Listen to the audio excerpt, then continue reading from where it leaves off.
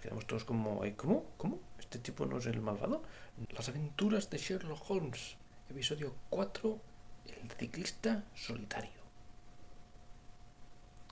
El ciclista solitario es un relato de Arthur Conan Doyle publicado por vez primera el 26 de diciembre de 1903 en la revista americana Collier's. Unos meses después, concretamente en enero del 1904, fue publicado en The Strand Magazine. Es curioso un detalle que la primera versión que Conan Doyle mandó a The Strand Magazine se la rechazaron porque el editor consideró que en este relato, en esta historia, Sherlock Holmes aparecía poco. Un lumbreras, este editor. El ciclista solitario es el relato de la chica que va en bicicleta y un tipo con barba misterioso la sigue.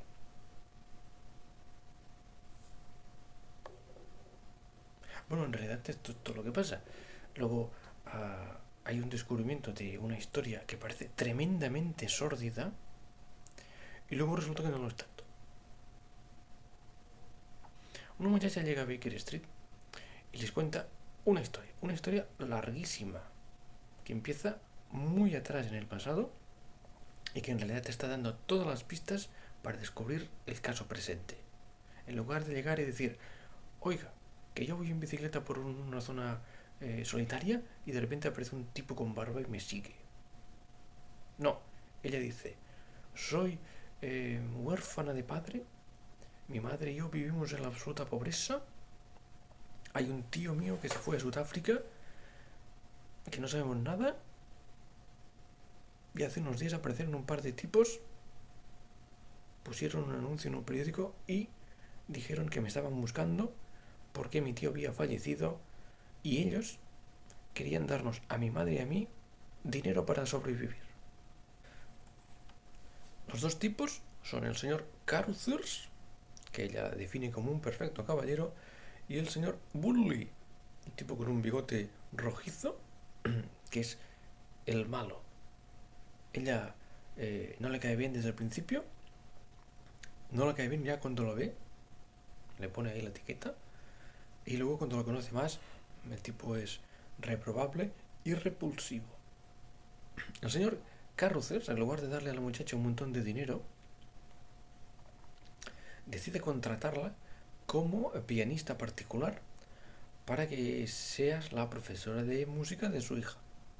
Lo de la hija es algo importante en el relato.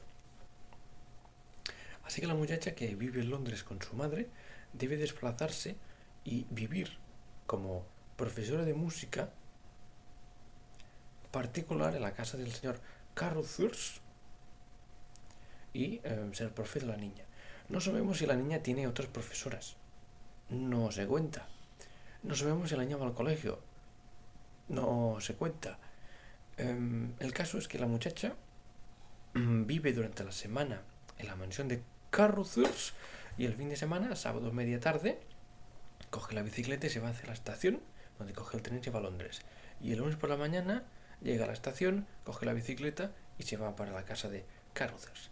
Durante ese trayecto que hace en bicicleta hay una parte del trayecto que es como muy solitario y muy inhóspito.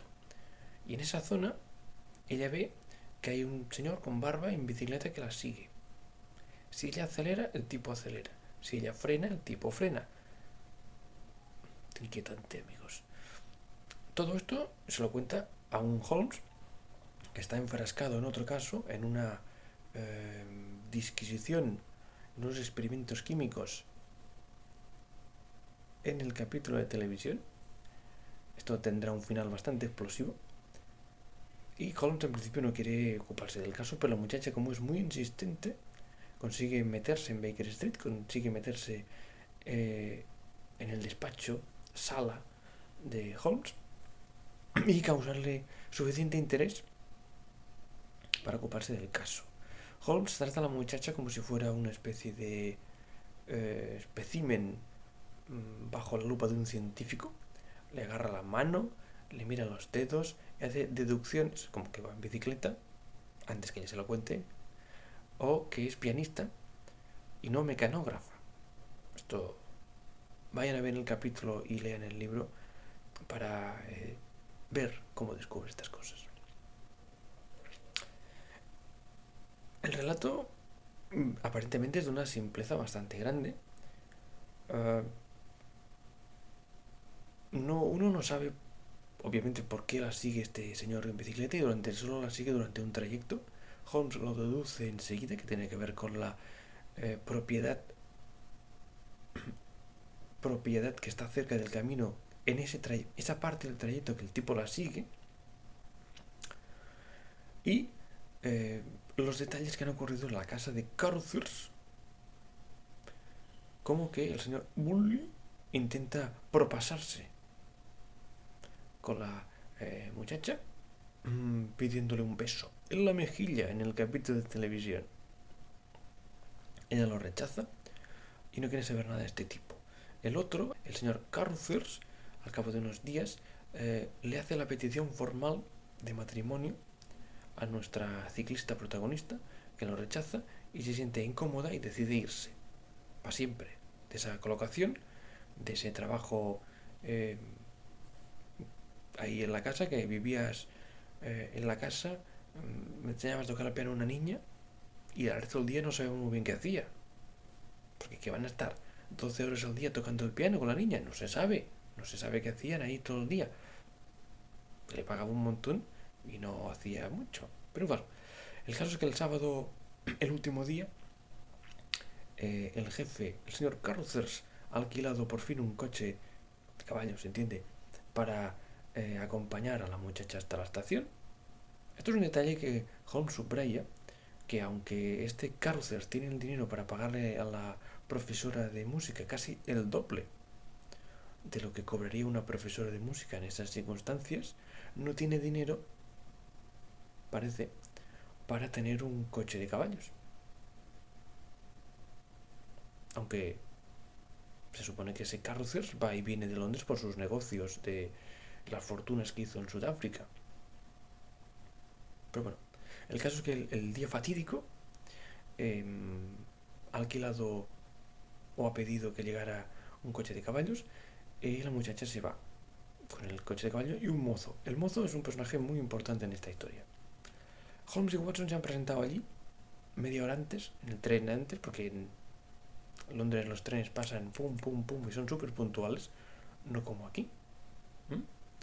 Y van caminando simplemente por ese camino y Holmes ve, intuye, descubre que ha ocurrido una tragedia, se saca la pistola, el revólver que ha llevado consigo, porque si te vas al campo lo mejor es llevar un revólver, y ven que el caballo viene desbocado, y le dice a Watson: detenga ese carruaje. Así: Watson, detenga ese carruaje. Y Watson va allí y lo detiene. Hay que recordar que el doctor Watson, aparte de médico, es militar. Así que hay que dominar un caballo, lo hace. Luego se suben los dos al carro y van para allá. Y entonces los para el ciclista misterioso de la barba, que saca una pistola y les exige que le digan dónde está la muchacha. Entonces nos quedamos todos como: ¿cómo? ¿Cómo? ¿Este tipo no es el malvado? No, ese no es el malvado. Resulta que el tipo de la barba es Lord Protector. Es ni más ni menos que Carruthers disfrazado, porque te pones una barba, ya es otra persona. El caso es que Holmes, Watson y Carruthers, ya sin barba, se adentran a la propiedad que hay allí al lado, que es la casa misteriosa, y descubren varias cosas. La primera es el mozo, que le han dado un porrazo y está tirado en el suelo en mitad del bosque. Y esa es una escena muy maravillosa, porque todos pasan absolutamente del mozo. Es un muchacho que le han dicho: oye, lleva a esta muchacha con el carruaje hacia la estación.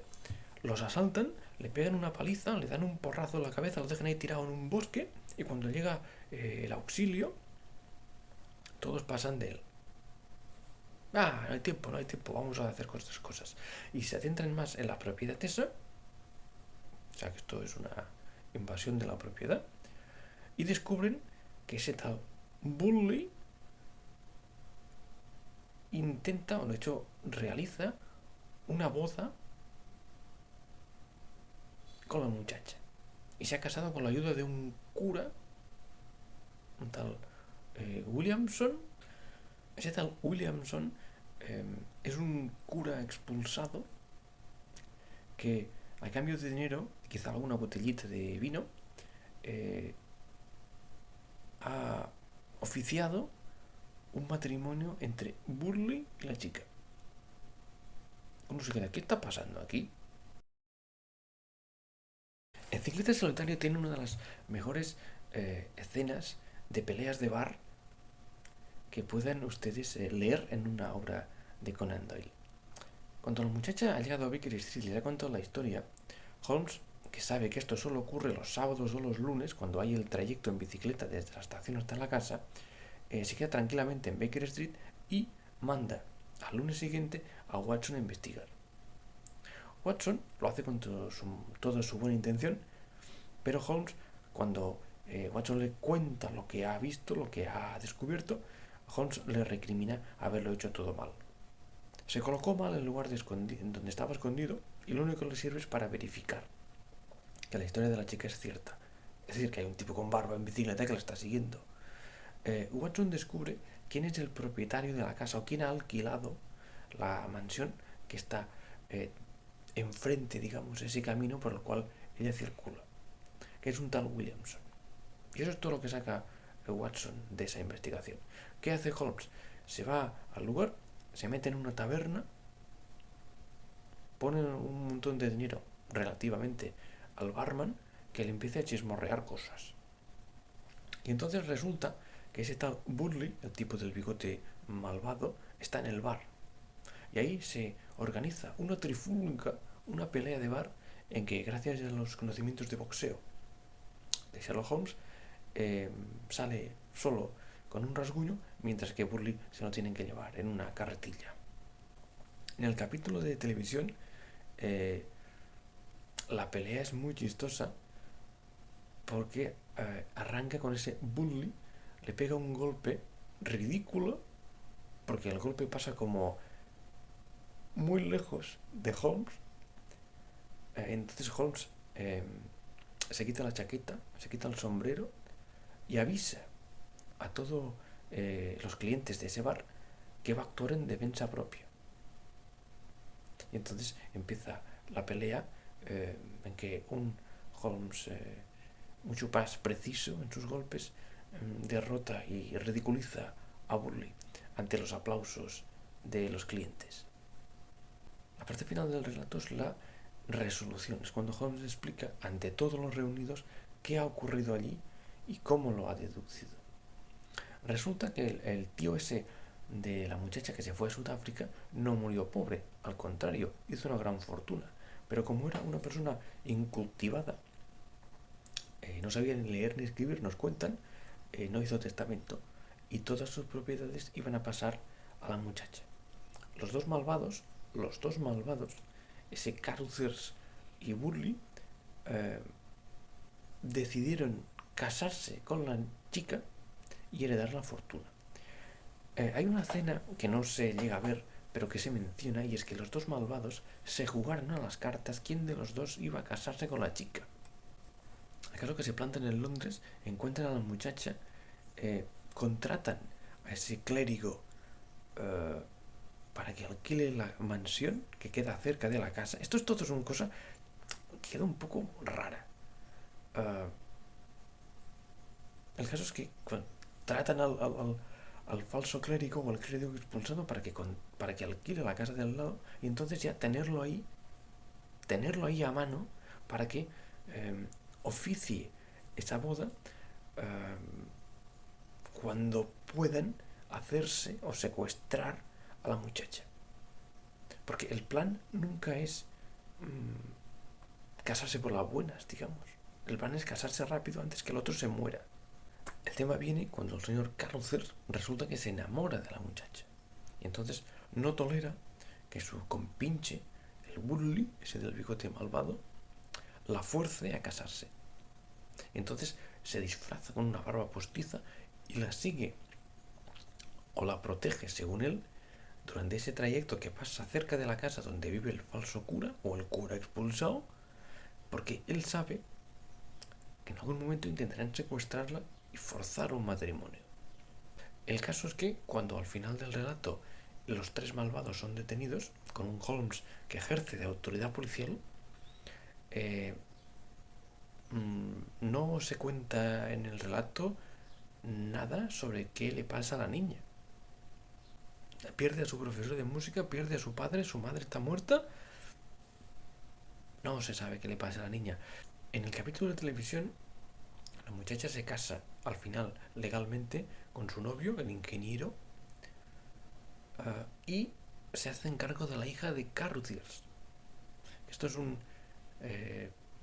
una licencia que se toma el guionista, el adaptador, para darle un poco de empaque a la historia y no dejar cabos sueltos. Que en el relato de Conan Doyle, a la niña esta la utiliza solo para que, como excusa para que ella se presente en la casa como pianista o profesora de música, pero la niña esta no pinta nada en la casa y no pinta nada en la historia. El capítulo de televisión añade un final simpático y humorístico cuando Holmes puede retomar por fin sus investigaciones químicas, su experimento, que tiene que decidir y resolver un caso en el que lleva tiempo trabajando. En el momento que precipita los dos líquidos en ese experimento, se produce una explosión de humo apestoso que les obliga a abrir las ventanas, que incomoda a la señora Hudson y que lleva a los bomberos al final del capítulo a Baker Street. Una licencia que los autores de la serie se toman para darle un poco de humor a una historia que tiene un final bastante inconcluso y unos momentos álgidos muy sórdidos. Uno imagina cosas espantosas que le podría hacer ese malvado bully a la muchacha, y cuando ve que solo se está casando, uno se imagina, ¿para qué se está casando? Y luego resulta que toda la sordidez de índole sexual que uno imagina, en realidad no interesa, porque en realidad no es el tema es el dinero que el tío hizo en Sudáfrica y que estos dos compinches quieren apropiarse, casándose con la heredera, aunque la muchacha no sabe aún que va a heredar una gran fortuna. Así que si de repente empiezan a seguirles tipos misteriosos con barba, quizás sea porque están a punto de heredar una gran fortuna.